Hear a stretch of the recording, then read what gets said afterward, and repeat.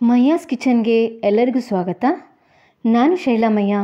ಇವತ್ತಿನ ಹೊಸ ರುಚಿಯೊಂದಿಗೆ ಸ್ಕೂಲ್ ಹೋಗೋರಿಗೆ, ಆಫೀಸ್ ಹೋಗೋರಿಗೆ ದಿನ ಲಂಚ್ ಬಾಕ್ಸ್ಗೆ ಏನು ಮಾಡಿಕೊಡೋದು ಅಂತ ಎಲ್ಲರ ಮನೆಯಲ್ಲಿ ಕೂಡ ತಲೆಬಿಸಿ ಇರ್ತದೆ.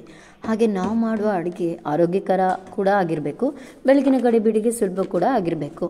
ಆ ರೀತಿಯ ಒಂದು ತಿಂಡಿಯೊಂದಿಗೆ ನಾನಿವತ್ತು ಬಂದಿದ್ದೇನೆ ನೋಡಿ. ಈ ಆರೋಗ್ಯಕರ ಅನ್ನದ ರೆಸಿಪಿ ಎಲ್ಲ ಇಂಗ್ರೀಡಿಯೆಂಟ್ಸ್ಗಳನ್ನು ತಗೊಂಡು ಕಟ್ ಮಾಡಿ ಇಟ್ಕೊಂಡಿದ್ದೇನೆ. ನಾನಿಲ್ಲಿ ನೀರುಳ್ಳಿ, ಕ್ಯಾಪ್ಸಿಕಮ್ ಹಾಗೂ ಪನ್ನೀರನ್ನು ಕಟ್ ಮಾಡಿ ಕೂಡ ಇಟ್ಕೊಂಡಿದ್ದೇನೆ.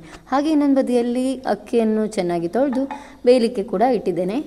ಅನ್ನ ಬೇಯಿಸ್ಟ್ರೊಳಗೆ ಈ ಒಗ್ಗರಣೆಯನ್ನು ಕೂಡ ಮಾಡ್ಕೊಳ್ಳೋಣ. ಮೊದಲಿಗೆ 2 ಸ್ಪೂನ್ ಆಗುವಷ್ಟು ತುಪ್ಪ, ಹಾಗೆ ಅದರ ಒಟ್ಟಿಗೆ ರಿಫೈನ್ಡ್ ಆಯಿಲನ್ನು ಕೂಡ ಹಾಕ್ಕೊಳ್ತಾ ಇದ್ದೇನೆ. ಎಣ್ಣೆ ಈಗ ಬಿಸಿ ಆದ ನಂತರ ಅದಕ್ಕೆ ಸ್ವಲ್ಪ ಚಕ್ಕೆ, ಹಾಗೆ ಲವಂಗ, ಮೊಗ್ಗು, ಏಲಕ್ಕಿ, ಹಾಗೆ ಸೋಂಪನ್ನು ಕೂಡ ಹಾಗೆ ಹಾಕ್ಕೊಳ್ತಾ ಇದ್ದೇನೆ. ಇವೆಲ್ಲವನ್ನು ಈ ಎಣ್ಣೆಲೇ ಸ್ವಲ್ಪ ಹಾಗೆ ಹುರ್ಕೊಳ್ಬೇಕು. ಈಗ ಅದರ ನಂತರ ನಾನೀಗ 2 ಕಟ್ ಮಾಡಿದಂತಹ ಹಸಿಮೆಣಸು, ಹಾಗೆ ಶುಂಠಿ ಮತ್ತು ಗೇರುಬೀಜ ಎಲ್ಲವನ್ನು ಕೂಡ ಹಾಕ್ಕೊಂಡು ಸ್ವಲ್ಪ ಹೀಗೆ ಹುರ್ಕೊಳ್ತೇನೆ. ನಂತರ ಅದಕ್ಕೆ ಇದು ಸ್ವಲ್ಪ ಬಾಡಿದ ನಂತರ ಕಟ್ ಮಾಡಿದಂತಹ ನೀರುಳ್ಳಿಯನ್ನು ಕೂಡ ಹಾಕ್ಕೊಂಡು ಅದು ಸ್ವಲ್ಪ ಬಣ್ಣ ಬದಲಾಗೋ ತನಕ ಹಾಗೆ ಅದನ್ನು ಕೂಡ ಹುರ್ಕೊಳ್ತೇನೆ. ಈಗ ನೋಡಿ, ಸಣ್ಣಗೆ ಕಟ್ ಮಾಡಿದಂತಹ ಈರುಳ್ಳಿಯನ್ನು ಕೂಡ ಹಾಕ್ಕೊಳ್ತೇನೆ. ಇದು ಸ್ವಲ್ಪ ಹುರಿತಾ ಇದ್ದ ಹಾಗೆ ಅದಕ್ಕೆ ಉಪ್ಪನ್ನು ಕೂಡ ಸೇರಿಸಿದ್ರೆ ಬೇಗನೆ ಬೆಂದ್ಕೊಳ್ತದೆ ಅಂತ. ಇದು ಮಕ್ಕಳಿಗೆ ಸಾಮಾನ್ಯವಾಗಿ ಪನ್ನೀರ್ ಅಂದರೆ ತುಂಬಾ ಇಷ್ಟ ಆಗಿರ್ತದೆ. ಅದರಿಂದ ಈ ರೆಸಿಪಿ ತುಂಬಾ ಚೆನ್ನಾಗಿ ಬರ್ತದೆ ನೋಡಿ.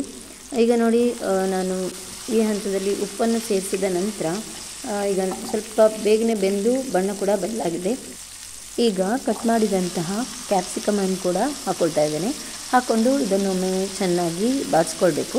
ಇದರೊಟ್ಟಿಗೆ ಸ್ವೀಟ್ ಕಾರ್ನ್ ಹಾಗೆ ಬೇರೆ ಎಲ್ಲ ತರಕಾರಿಗಳನ್ನೆಲ್ಲ ಹಾಕ್ಕೊಳ್ಬೋದು.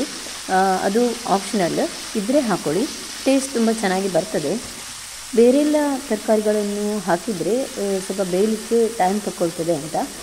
ಇಷ್ಟೇ ಇದ್ದರೆ ತುಂಬಾ ಬೇಗನೆ ಬೆಂದು ತುಂಬ ಚೆನ್ನಾಗಿರ್ತದೆ. ಈಗ ನೋಡಿ, ಎಲ್ಲರಿಗೂ ಇಷ್ಟ ಆಗುವಂತಹ, ಮಕ್ಕಳಿಗೆ ತುಂಬಾ ಇಷ್ಟ ಆಗಿರುವಂತಹ ಪನ್ನೀರನ್ನು ಕೂಡ ಹಾಕ್ಕೊಂಡು ಒಮ್ಮೆ ಚೆನ್ನಾಗಿ ಬಾಡಿಸ್ಕೊಳ್ತಾ ಇದ್ದೇನೆ.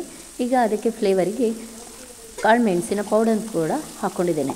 ಇದರ ಮೊದಲೇ ನಾವು 1 ಹಸಿಮೆಣಸನ್ನು ಹಾಕಿರೋದ್ರಿಂದ ಖಾರ ಚೆನ್ನಾಗಿ ಬ್ಯಾಲೆನ್ಸ್ ಆಗ್ತದೆ.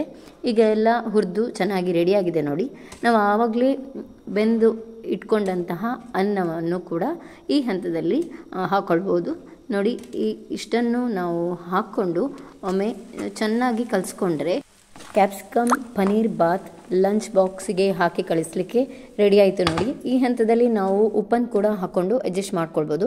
ಕೊನೆಯ ಹಂತದಲ್ಲಿ ನಾವು ಅದಕ್ಕೆ ಲಿಂಬೆ ಹಣ್ಣನ್ನು ಅರ್ಧ ಕಡಿ ಆಗುವಷ್ಟು, ಹಾಗೆ ಕೊತ್ತಂಬರಿ ಸೊಪ್ಪನ್ನು ಕೂಡ ಉದುರಿಸಿದರೆ ಟೇಸ್ಟ್ ತುಂಬ ಚೆನ್ನಾಗಿ ಬರ್ತದೆ.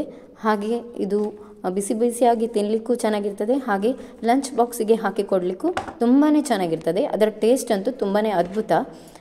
ನೋಡಿದ್ರಲ್ಲ, ಈ ಸಿಂಪಲ್ ಆದ ನಮ್ಮ ರೆಸಿಪಿ ಬೆಳಗಿನ ಗಡಿಬಿಡಿಗೆ ಲಂಚ್ ಬಾಕ್ಸಿಗೆ ಹಾಗೆ ಆಫೀಸ್ಗೆ ಹೋಗೋವರಿಗೆ ಎಲ್ಲರಿಗೂ ಇದನ್ನು ನಾವು ಮಾಡಿ ಕೊಡ್ಬೋದು. ತುಂಬ ರುಚಿಯಾಗಿರ್ತದೆ. ನೀವು ಕೂಡ ಒಮ್ಮೆ ಟ್ರೈ ಮಾಡಿ ನೋಡಿ. ಅನ್ನ ಒಂದು ಬೇಯಿಸಿ ಇಟ್ಕೊಂಡ್ರೆ ಆಯಿತು. ತುಂಬ ಬೇಗನೆ ಆಗುವಂತಹ ಒಂದು ರುಚಿಯಾದ ರೈಸ್ ಬಾತ್ ನಿಮಗೆ ಖಂಡಿತವಾಗಿಯೂ ಇಷ್ಟವಾಗಿದೆ ಅಂತ ಭಾವಿಸ್ತೇನೆ. ಇಷ್ಟವಾದಲ್ಲಿ ಒಂದು ಲೈಕ್ ಹಾಗೆ ಶೇರ್, ಹೊಸಬರಾಗಿದ್ದರೆ ಸಬ್ಸ್ಕ್ರೈಬ್ ಮಾಡಲಿಕ್ಕೆ ಮರಿಬೇಡಿ ಅಂತ ಹೇಳ್ತಾ ಮುಂದಿನ ಸಂಚಿಕೆಯಲ್ಲಿ ಭೇಟಿ ಆಗ್ತೇನೆ. ಅಲ್ಲಿವರೆಗೂ ಟೇಕ್ ಕೇರ್.